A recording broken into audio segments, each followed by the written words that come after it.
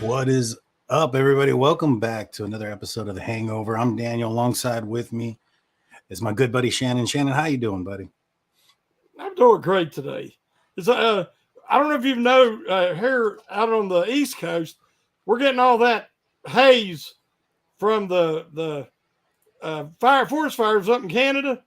So again, I thought it was over. Now we got a hazy day again today. So uh, you don't want to be out there breathing that very much. No, I can. I bet I can imagine, man. It's been hot out here again, but we got a little bit of a cool down. It's around 98 degrees today. So Oh yeah, you have your jacket on. yeah, well, I got my sweater ready. Got my sweater ready. So there's been a little bit of breaking news right before we came on the Slack channel. Apparently, per Cam Hayward, Matt Canada will not be opening up the playbook this year. What are your thoughts? I don't know if you saw that. There was a clip. Cam Hayward was making fun of, I guess, 97 the fan, and he was asking Kenny Pickett what his thoughts were on Matt Canada not opening up the playbook. And Kenny Pickett came out saying, "Where did you hear that from?" Apparently, it's all not true. It sounds like they are going to open it up. What do you think about the players joking around like that, kind of poking fun back at the media? Well, it's just because everybody's so obsessed with what the Steelers are going to do with Kenny Pickett and on offense this year, and is Matt Canada going to hold back Kenny Pickett's development in the Steelers offense? And we don't know how much of an influence Glenn Thomas is going to be. So, they keep getting asked about this. Anytime there's a press conference, they had the Cam Hayward charity softball game over the weekend, and when he's trying to talk about that, and there's still people asking about the Steelers offense. So it's a little bit of obsession right now. So they're just having a little fun with it. Percent. It's a good time for fun. I mean, there's nothing else going on right now. Yes. Training camp is in the next couple of weeks. We're looking forward to that. I'm sure everybody, amongst Black and Gold Nation is looking forward to that. But also in other news today, and I know everybody here is just, biting their fingernails to get your opinion on it. But the Madden rankings are out. What are your thoughts? I know there's a lot of disappointment out there. Is it expected? Steelers have been a team that's been under the radar, can be even considered disrespected this offseason. Are you surprised by the Madden ratings and how low some of the players are? No, I didn't lose any sleep about it, leading up to them releasing it. They've only released some, and I'm sure there's other when they release other ratings, there's going to be more people insulted. And I just hope it motivates some of the players because, I really don't care about that. I like to play Madden and grew up playing it, but not really concerned about those ratings. Right now, there was a lot of talk today about the receivers. And Deontay Johnson was the highest rated receiver at around 82. Now, I have not seen what his numbers were in each category. But outside of gaining separation, the rest of his numbers should be low because he's not good after the catch. He doesn't score touchdowns. He doesn't break tackles. So, again, it's just the Steelers have a lot of potential, but that's all it is until they turn potential into production with hard work.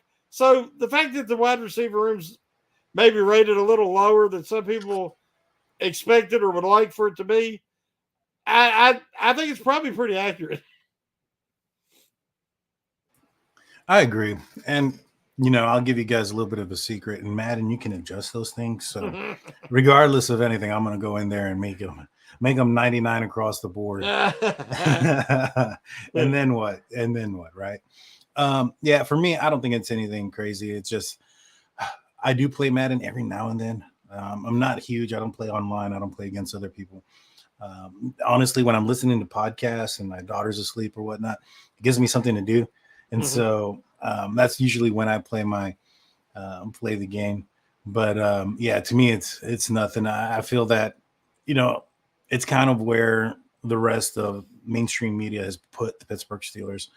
It's been, under the radar to slightly, almost disrespectful to a certain extent, and so maybe next year.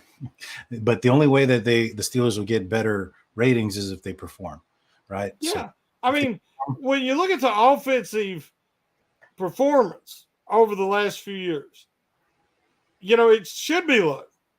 Right. Because they just have been one of the worst offenses. Now, in the second half of last year, they become very good time of possession offense, but they were still in the bottom in scoring offense. So, not it all the way at the bottom, but they were low in the bottom half. So, right. We're seeing potential, and we've seen them do it in a half season, but now we got to see it for a whole season.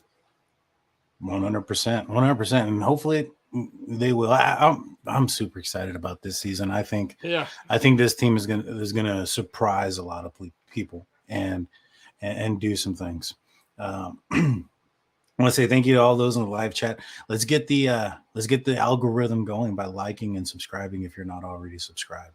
But today we're talking about the cornerback position, and we're talking about kind of going along with what we've been talking about this entire offseason with ranking greatest position players.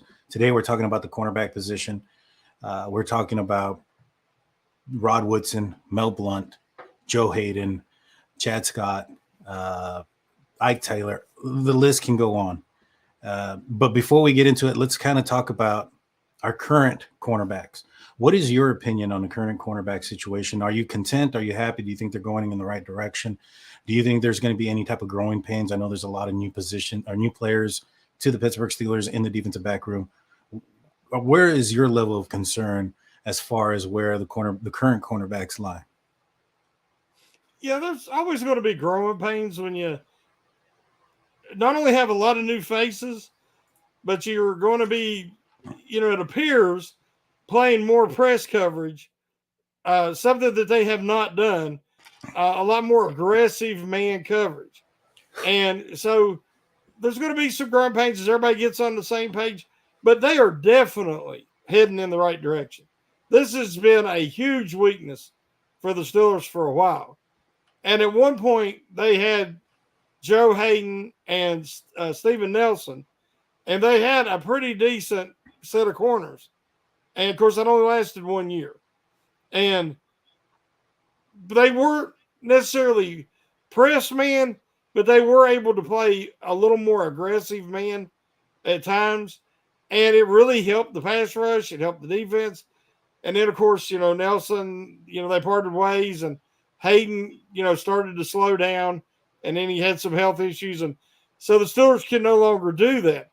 Well, now they've not only brought in Peterson, who's very crafty, still fast, still athletic, and knows how to play press, but they draft two corners that's their specialty because of their length, their athleticism, and their experience, collegiate experience.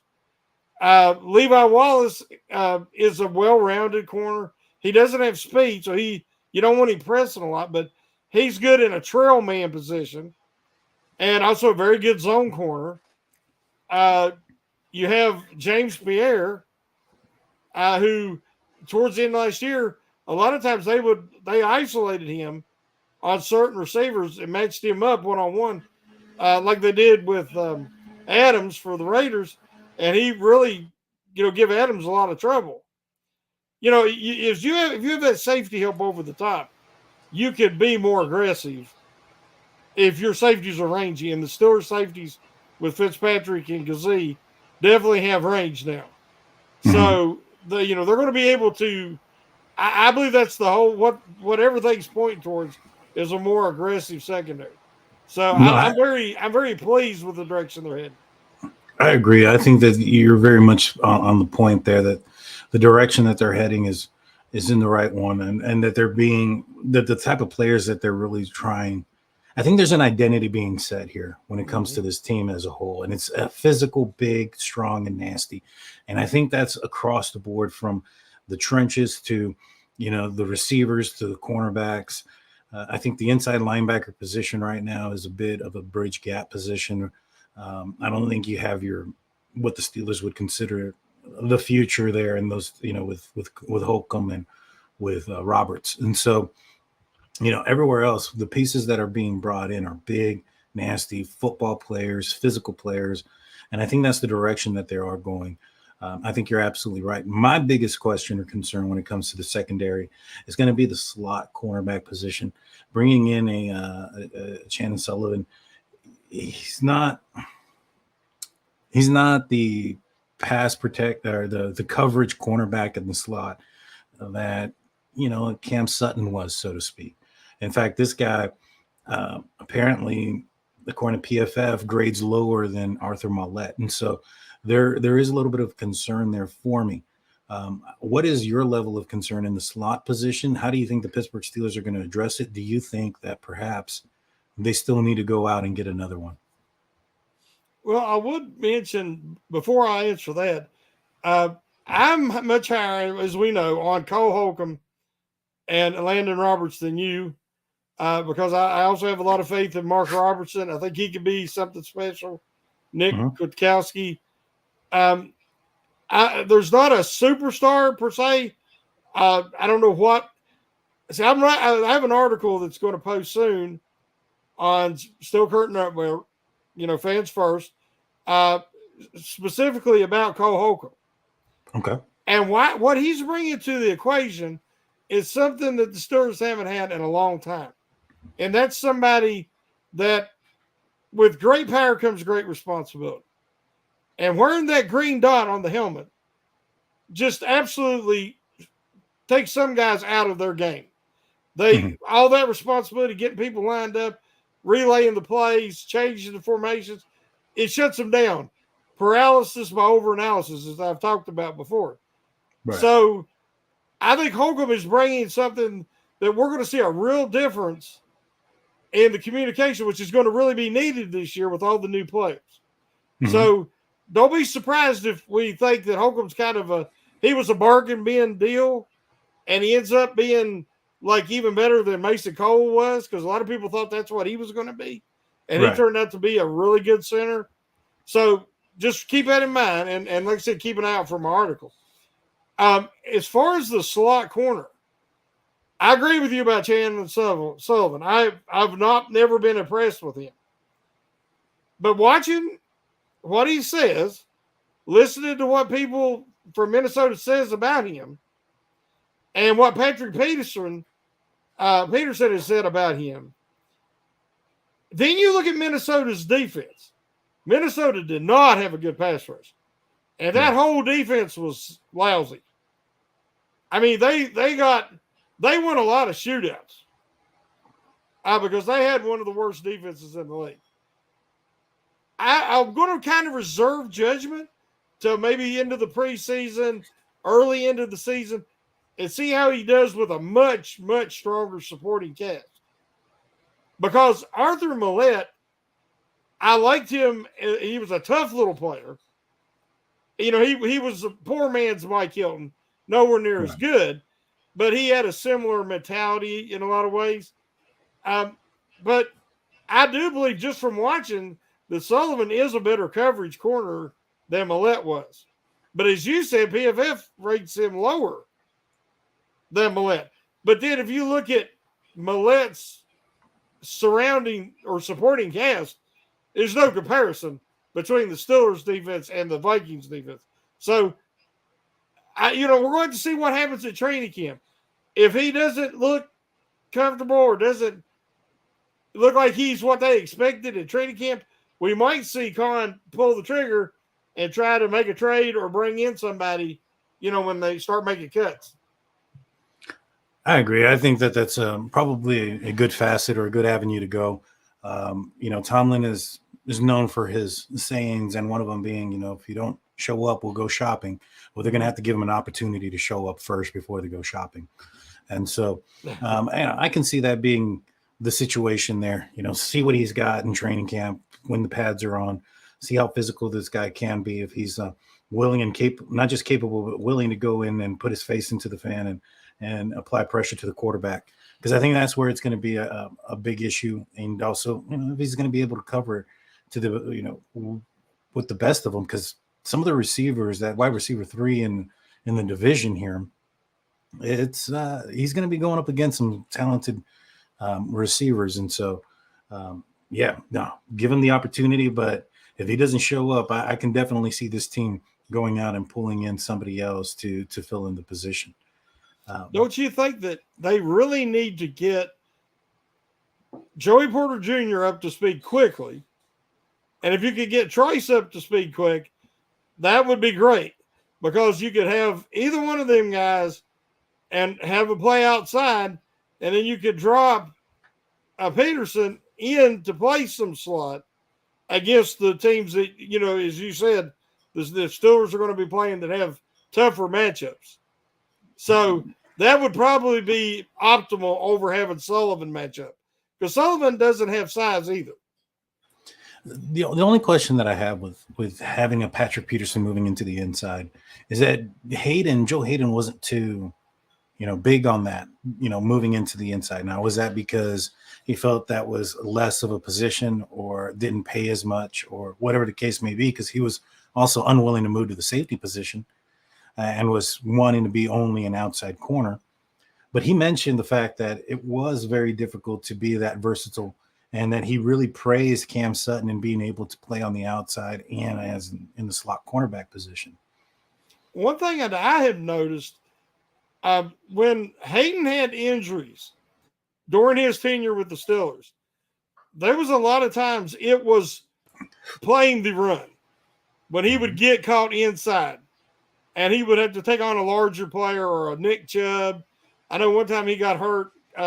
He got dinged up because Chubb kind of ran him over. He did not like to be – that's why he didn't want to be a safety. That's why he didn't want to be in the slot. He didn't want to be in that congestion and everything. Joe Hayden was not a very big man, and he was not a very physical corner. That was not his style. That wasn't his strength. Patrick Peterson is much bigger, much stronger, and much more physical than Joe Hayden. So I don't really have an issue with moving Peterson inside. That makes sense. That actually makes, all the world, sense in the world.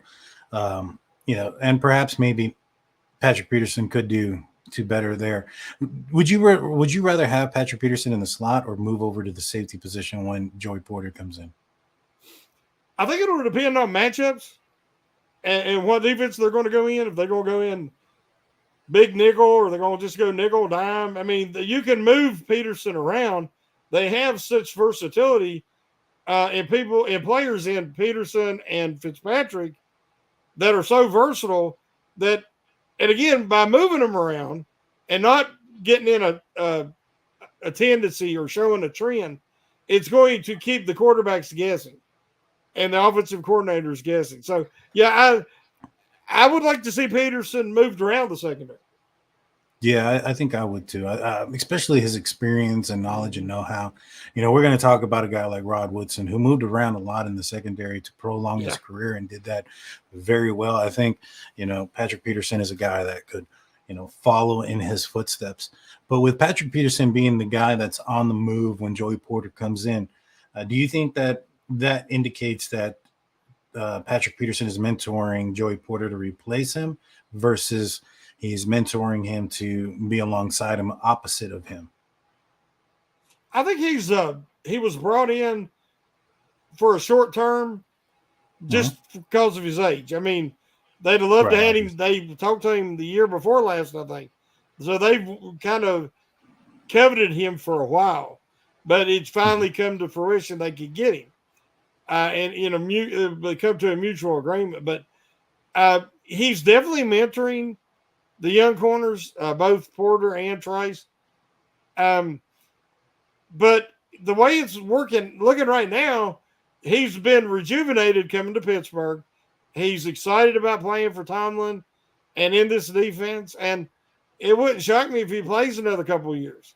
So that's a good problem to have. Yeah, 100%.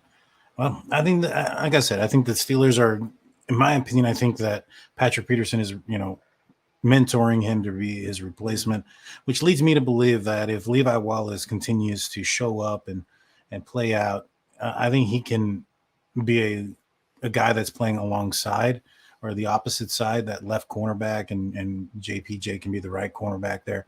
I think that the hope is that maybe perhaps Corey Trice can develop to replace him, but I think that gives you a little bit of an option there and some security, knowing that you have Levi Wallace and a guy that really turned his season around last year, because early on in the season it seemed like he was getting picked on, and he ended up with 4 interceptions, turning it around. And I think a lot of that had to do also with we alluded with Sullivan, is a lack of a pressure. The fact that TJ Watt was out last season, Larry Ogunjobi was hurt for majority of the season, Cam Hayward was dealing with injuries, so that developed into a lack of the pressure, and which resulted in teams taking advantage of the secondary. And I think that maybe perhaps this year, going into it, having that healthy up front defensive line is really going to turn things around. We're going to take a quick break. When we get back on the other side, we're going to talk about our debate, greatest Steelers corners of all time. Don't go anywhere. On the YouTube side, just take 5 seconds. On the audio side, just a few words from our sponsors. And we're back. Welcome back to the Hangover. Shannon, I know we were talking about this off air earlier. You said that you were writing an article that's supposed to be coming out, I believe, tomorrow on SteelCurtainNetwork.com, which is part of Fans First Network, referencing our debates that we've been having. Can you explain a little bit more about your article that's coming out? Yeah, this article is specifically tied to our Hangover podcast tonight. In this discussion about who is the greatest Steelers cornerback of all time. And it's really an impossible question to answer. But I tried to the best of my ability, and we're going to right now, to try to come up with an answer. And I can't say what my answer is because people have to check out the article, the corresponding article tomorrow on Steel Curtain Network, whereas I've tried to break it down by category and fairly, give the come to a conclusion. And it was very, very difficult. I can imagine. I mean, there's really, in my opinion, top 2, and then there's a bit of a separation. There's a bit of a gap there. Big gap. If you had to say your top 5, if you had to give your top 5, and this doesn't have to be personally sought, we're going to try something a little bit different. Before in the past, we did personally, who you personally saw. I want to know who your top 5 Steeler cornerback of all time, whether you saw them play or not. Yes. Well, I saw all these guys play. So it would be Mel Blount and Rod Woodson, obviously, is top 2. Then I would say Dwayne Woodruff, Joe Hayden, and it's kind of close between Chad Scott and Willie Gay because they both were overachievers. I think Chad Scott was the better athlete, and Willie Gay did more with less because he really was not a great athlete. He was more like your Levi Wallace, a guy who overcome physical limitations by being very smart and crafty. So, but those are my top 5. Nice. Good 5. Now, for me, I think that it's probably, even though I'm going all time and there's only one guy in my top 5 that I didn't personally see play. And so you can probably tell that it's my top 5 is a little bit biased to the players that I saw. But for me, number 5 I have is Deshae Townsend. I thought he did it. Deshae was amazing. He had probably the biggest pick 6 that I remember because of who the opponent was. And that was in 2008 against the Dallas Cowboys. And that was in the end for the win. And then that season, the Steelers ended up going and winning the Super Bowl. So not only did the Steelers win the Super Bowl, but they win my personal Super Bowl because I'm from Texas and beat the Cowboys. That was a fantastic year. So my number 5 is Deshae Townsend. Then I got William Gay. I thought that, and it's crazy about William Gay because I thought he was a liability for quite a bit of his career. And then all of a sudden he turned into a liability to big play Willie Gay. And he was intercepting interception return after interception return for touchdowns. I think everybody remembers the elaborate celebration between him and Joey Porter against the Cincinnati Bengals that seemed to last like an entire commercial break. A great player. I thought Willie Gay was awesome. And then I have Joe Hayden, number 3. And then number 2, I have Mel Blount, and then I got Rod Woodson. And that's kind of the way I have it figured. And I think that if I had an opportunity to probably watch more Mel Blount, I think there would have been more of a conversation there for me to have. But, Rod Woodson being a Steeler for my childhood and me seeing him, and then somewhat despise him when he went to Baltimore and to the Raiders. So, I got to witness not only him being a great cornerback for the Steelers, but also a free safety and a strong safety later on in his career, and appreciate his game from multiple avenues, from being a fan of his and also from maybe not rooting for him on the field, if that makes sense. And so, oh yeah, I mean, there was so many things. You went through each category in my article, that it was a wash. Like athleticism, when you're talking about Mel Blount was a little longer, he was a little bigger than Woodson, and Woodson was just a touch faster, being a track athlete, All-American in the hurdles at Purdue. So, but they were 2 of the most pure natural athletes you'll ever see at the position. So that was kind of a wash. Then you look at impact. I mean, they changed the rules because of Mel Blount. I mean, they're like, okay, he's too big, he's too fast, he's too strong, he's manhandling anybody across from him off the line of scrimmage. I remember him taking Mel Renfro of the Oilers and just throwing him out of bounds. And there was nothing Mel Renfro could do about it. So, that's, you say, well, that don't seem fair, but it was in the rules.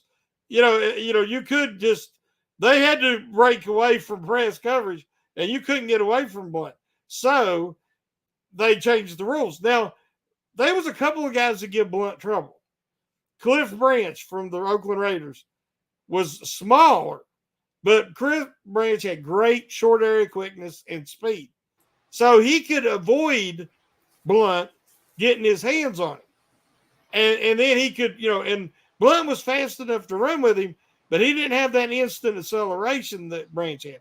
So I remember some really good games and tough matchups, between a guy like, say, Mel Blount and Cliff Branch. But then you have Woodson, who was dominant at 2 positions. And he's the as far as I know, the only guy to make it to the Pro Bowl as a corner and as a safety and as a kick returner. Mm-hmm. He is, he's the greatest kick returner in Steelers history. And, even though Blount was a very good kick returner early in his career. So there's so much similarities between the 2 that it was just almost an impossible decision. What I always like to do with these discussions and debates is it comes down to 2 things. How would each guy do in the other guy's era? And then supporting cast. Now, Mel Blount was dominant. Both guys won Defensive Player of the Year once. Mm-hmm. Woodson played with some really good teammates, but he did not play with just a outlandish amount of Hall of Famers like Blount did. Right. So what Woodson accomplished, there was more pressure on him because he was the man. He was one of the, whereas Blount was part of a dynasty. Mm-hmm. That 76 defense did things, the Steel Curtain defense, that don't even seem possible now. They don't seem like they could have happened, but they did. But then you come to the fact that Mel Blount only played for the Pittsburgh Steelers. Yeah. So we never seen him in an enemy uniform. And he also won 4 Super Bowls in 6 years. Now, no cornerback can compare to that kind of success. So, right. It's just the Steelers have been blessed. In my opinion, we're not just talking about the 2 best corners in Steelers history, we're talking about arguably the two best corners in NFL history. Because you could say Deion Sanders all you want, but Deion Sanders wouldn't tackle. He didn't want to tackle. Right. Now, he didn't let nobody catch the ball hardly because he was that good. But the problem is sometimes you got to tackle, especially on a running play. And I remember the whole run beside the guy and grab a hold of him, wait for your teammates to get there. That was Deion's tackling style. Yeah, he was he wasn't known for his tackling abilities, and Rod Woodson would definitely put his face in the pan. You know, Rod Woodson had toughness to him, and it wasn't just that aspect. He was also I don't know if any other player has done this, had a ACL tear and then come back in the Super Bowl, you know, the same year. And so, you know, that took a lot of determination, toughness, the mental aspect of having to do that within the same year. I mean, we look at what, you know, Devin Bush's career was after his ACL injury, or Zach Banner after his ACL injury, and how, you know, in Devin Bush's instance, where we think that it's more of the mental aspect versus, you know, the actual injury. Devin Bush had significantly more time to heal with the advancement of modern day medical abilities versus what Rod Woodson was able to do. What was that, like 30 years ago? And, you know, and him having to come back, the medical advancement wasn't there. And so him able to come back within a year and then cover, you know, Michael Irvin in the Super Bowl was amazing. I mean, it just really was. It's just unfortunate that he didn't finish his career as a Pittsburgh Steeler or stayed a Steeler throughout his career. I know that when he left, you know, the Steelers gave him some sort of like weak contract that he felt disrespected about. And so that's why he ended up going. But I think that, you know, so it's just unfortunate he didn't get a chance to, but I don't think he would have ended up. Do you think that the Steelers would have gotten a ring with Rod Woodson had he stayed a member of the Pittsburgh Steelers throughout the late 90s? It's impossible to say. I don't think it's likely because not long after Lloyd suffered his basically career-ending knee injury, those two guys were incredibly important to that defense and that team. They did not have a quarterback. I mean, they had a game manager in Neil O'Donnell that got them there because they were that good all across the board, but they did not have a quarterback. And then when they got in the Super Bowl, it showed up and it bit them in the rear. Yeah. So they did not have a quarterback after O'Donnell, really. Maddox was pretty good. You know, Cordell had some good years as far as excitement. Yeah. But they didn't have a real franchise quarterback to be in. So for Woodson's sake, leaving probably got him that Super Bowl that he would not have got in Pittsburgh. But I would have still rather his legacy had it just been in Pittsburgh. I hate that some of the guys have retired that didn't get to win one. Yeah. But they still have that, you know, I only wore black and gold. 100%. 100%. You know, if Neil O'Donnell doesn't, those interceptions don't go that way. Do you think that the Pittsburgh Steelers have more, you know, bust in Canton from that 90s team, especially on the defensive side?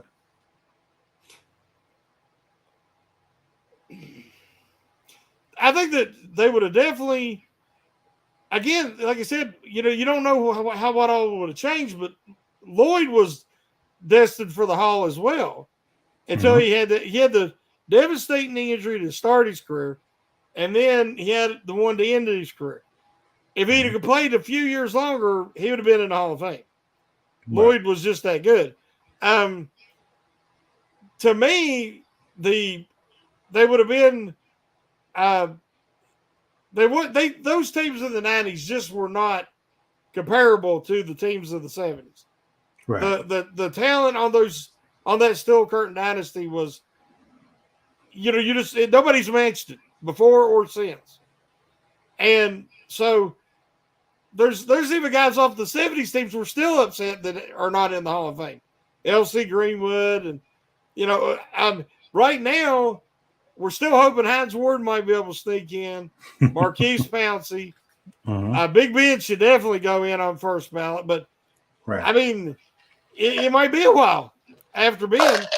So we're going to have to still see what's going to happen. But to me, if the Steelers would have selected Dan Marino in 1983, that was the like the curse of Dan Marino. I've always said, you went from Terry Bradshaw to nothingness to Ben.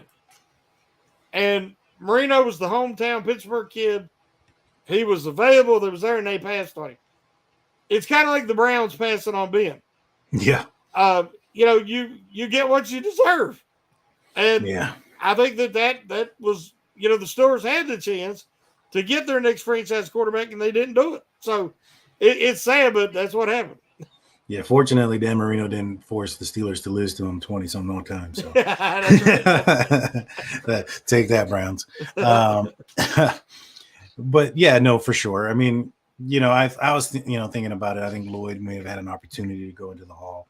Maybe even I thought Levon Kirkland, he was a fantastic player just because he was not the norm. He was somebody that was huge, and and he was an inspiration because I was a bigger guy growing up. You know what I mean? And so I was like, man, I played on the offense and defensive line in Pee Wee football during this time, and I was like, I can play middle linebacker. Look at Levon Kirkland; he's huge out there too.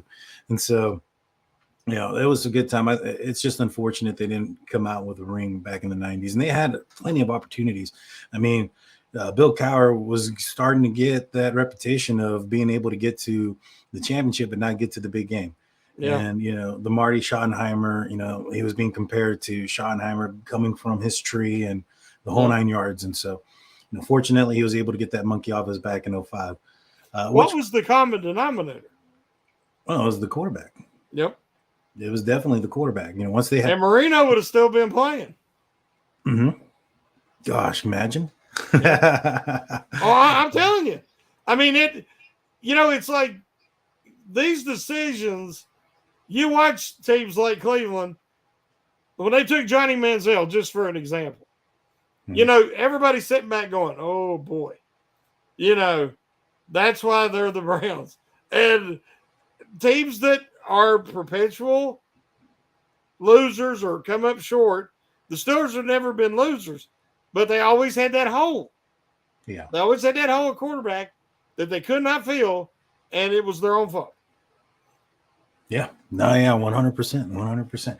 Although, do you think that Dan Marino would have had the success he had in Miami had he stayed in Pittsburgh? I know there was a bunch of question marks about, the people that he was surrounding himself with and, any extracurricular activities off the field that were going on. I know there's been that question that had he stayed in Pittsburgh, that maybe perhaps he would not have been the quarterback he became. Well, it would have definitely been different because the Steelers ran a different offense than Miami. He wouldn't have had Super Duper and Clayton, Nat Moore, the guys he had in Miami. But he would have had Stallworth, who was still, he'd had Lewis Lips. He'd have had – the Steelers had talent at receiver. Yeah. They had talent at offensive line. They had a running game. The defense, was during those mid-'80s, they were decent. And Marino was just too good, Daniel. He was too good to not be successful. Yeah. I mean, the guy had the quickest release you'll ever see. And he threw the ball. He was maybe the best pure passer ever. Mm-hmm. He was too good. He would have been successful. The reason he couldn't win in Miami is because he was resistant he did not want to commit to the running game more and do the thing Shula wanted, because that's how Shula, coming from the Baltimore Colts and all that was how he was taught. And Marino resisted that. So Marino was so good and so successful, Shula's like, go for it. And he was flinging the ball all over the yard. I don't think it would have quite been like that in Pittsburgh. I actually believe, and there's different stories that have come out, I believe that the reason Noel didn't want Marino is Noel still wanted to build back like he had built the Steelers originally around defense. Mm-hmm. And he's seen similarities in Gabe Rivera that he's seen when he made Mean Joe Green the centerpiece, the foundation of the franchise. And he, Marino had a reputation that he would speak his mind in college to majors, the coach. I mean, he was not a guy that Bradshaw took a lot, and he let Noel get in his head, and Noel finally toughened him up enough that he could win. But Marino would have been a guy that would have said something back. And I think that I don't believe all the stuff about smoking weed and all these rumors. I believe it was because they have their own investigators. I think it was more, Noel's like, I don't like this kid. I don't like his attitude. And I want to build my way. And it worked before and it'll work again. Well, it didn't. Yeah, unfortunately it didn't. That would have been something, though. That definitely would have been something to have. Let's just say the Cards would have played out the same way in 2004 to go from Terry to Marino to Ben. Man. Man. I would be comfortable to say they would have 3 more Lombardis. Oh, easy. Yeah. I mean, in the 90s, they went to I don't know how many championship games. You have the one in 94 against the Chargers. I think that would have turned around. 97 against the Patriots, I think, where no, that was no one. But no, 97 was the Broncos. And so that the Steelers made it to the championship. 01 was the Patriots. Those games there, I think, maybe go differently. That's definitely true. But back to the cornerback position. We're not on quarterbacks. That's next week. Yes. Back to the cornerbacks. Do you think that in today's NFL, if you were having to start, you were in the draft and you had the first overall pick and you had your choice between a rookie Mel Blount and a rookie Rod Woodson, who would you build your defense? This defense, the Steelers defense, who we saw go early, at 32, but there was rumors they would have gone with the first pick at cornerback. If those 2 guys were available, who do you think the Pittsburgh Steelers are selecting today? That is such a tough decision. I think Rod Woodson had a slight edge, as I said, in the speed department. But overall explosive numbers, I think Blount had the better vertical. I think Blount had he was taller and longer, which we know is becoming even more and more valuable in the league today. And at the time, nobody knew. See, Blount played cornerback at safety in college, but he come from a black college and a smaller school against lesser competition, whereas Woodson played at Purdue.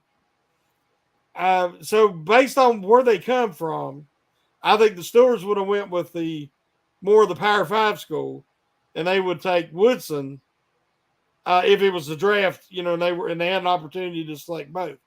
Woodson also played offense some, and like I said, he was a great kick returner.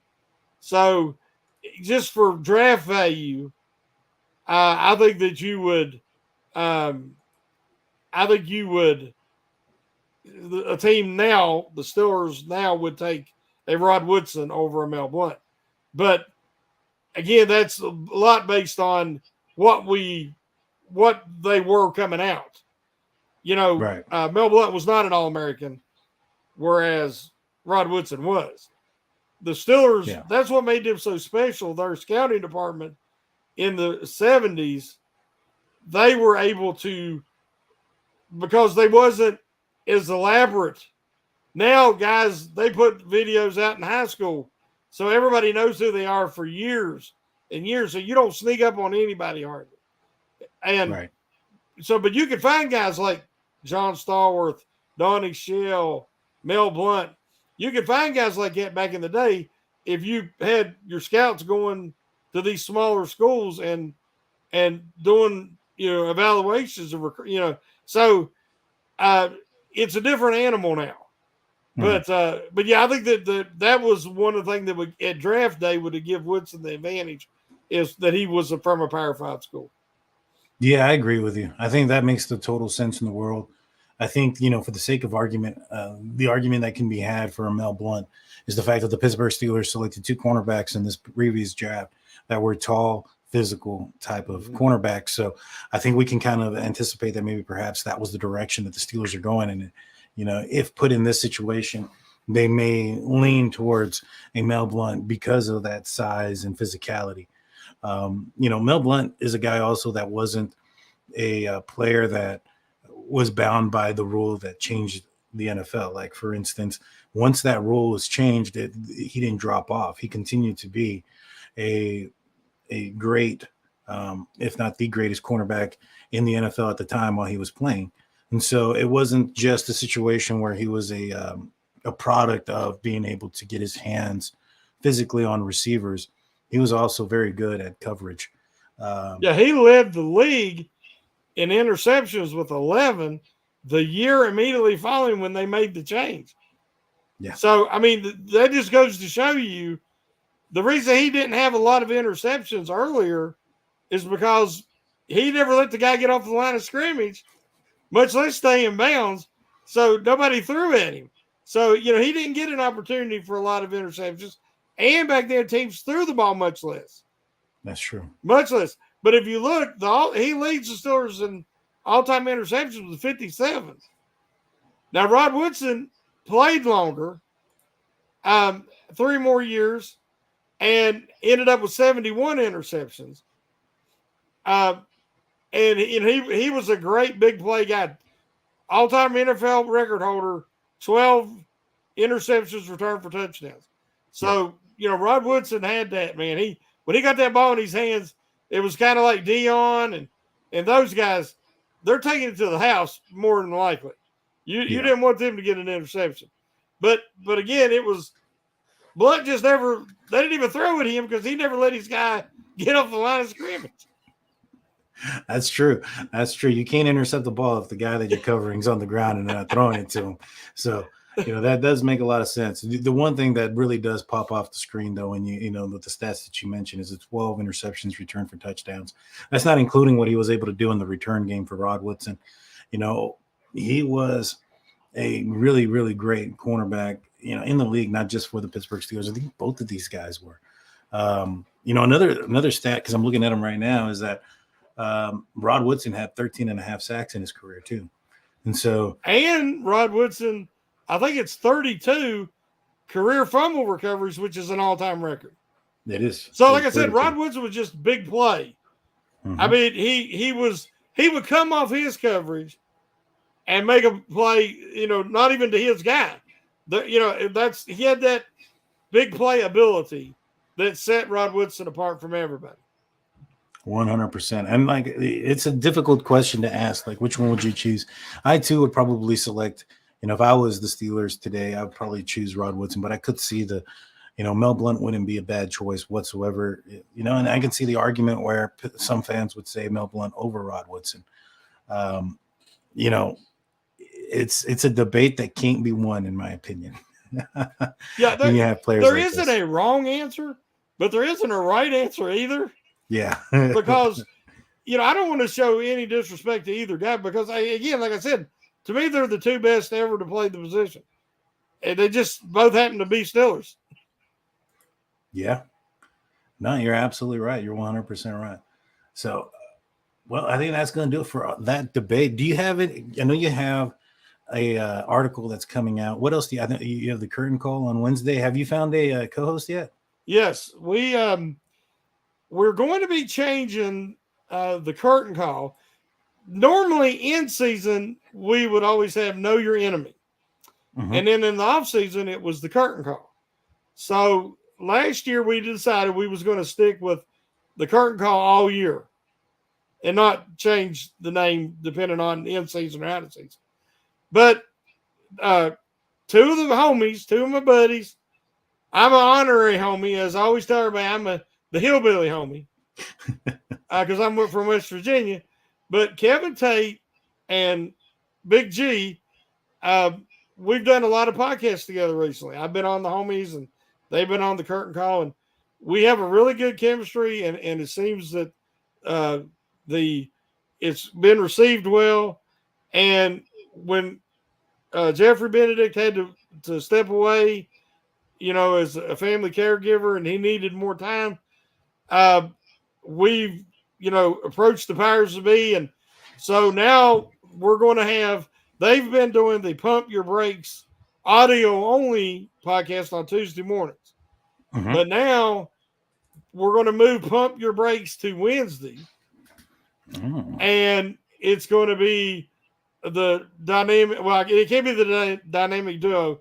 It's the terrific trio of myself and Tate and Big G are going to have Pump Your Brakes at 8:30 on Wednesday nights. Nice. Make sure you catch that. Yeah. I also have, like I said, an article that is going to post soon about Cole Holcomb and how he's not scared of the green dot. So, I try to put a little humor in there. So definitely check that out. And then tomorrow we'll have the corresponding article. So you can find the article and this podcast at stillcurtainnetwork.com at Fans First Sports Network. Yeah, check that out. In fact, as soon as this show is over, I think we're going to be able to put the stillcurtainnetwork.com in the description, so that way you can just click there and go straight there. In fact, I think we should probably be putting that in every show. But check it out on Wednesday. Subscribe, ring that notification bell. If you're here on YouTube and you're not ringing that notification bell, you're missing out on a lot of great content. What are you doing? Hit that notification bell. Go Steelers. We got a week and a couple of days until training camp starts. It's close now, buddy. Really close. I can't wait. I'm excited to see if anybody shows up in a tractor or something. We'll see. Well, Kiesel's gone, so I don't know who will show up in a tractor. Maybe Holcomb. Maybe Holcomb. Yeah. Or, Holcomb, or, maybe one of these new linemen come in a big work vehicle. Yeah. Something get ready to go in a hard hat. Let's see it happen. Somebody come in on a Harley? In a Harley, hard hat, whole nine yards. Yeah. And a crane. Just don't come in on a hot air balloon. Last person that did that, it didn't go so well. No. With that being said, that's a wrap. Shannon, take us out, buddy. Woo!